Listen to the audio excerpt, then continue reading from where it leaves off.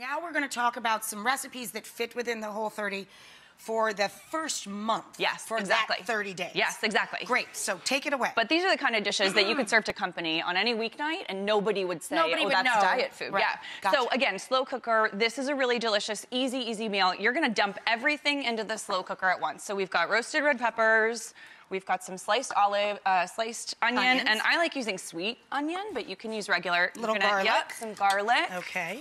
And then we've got either like a garlic and herb spice or like a Greek seasoning, which I really like. Salt and pepper. You've got some chicken broth, some bone broth, and there are many Whole30 approved or bone broth. Yep, you can even make your own. And then we're gonna add our chicken. And this is what I like so much about slow cooking is you just like dump, I'm just gonna dump it all in because this is how I do it at home. It's not that pretty, yeah. You just dump it all in. And we are just gonna cover and then cook 4 hours on low or 2 hours on high. So this is a really quick and easy. But what I really like is after it's plated, you're gonna add a few ingredients that are gonna give it like a ton of flavor. So I can actually grate this. You can do a little lemon zest ahead of time. So lemon zest, which is like kind of a magical hidden ingredient, and it adds so much flavor to the dish.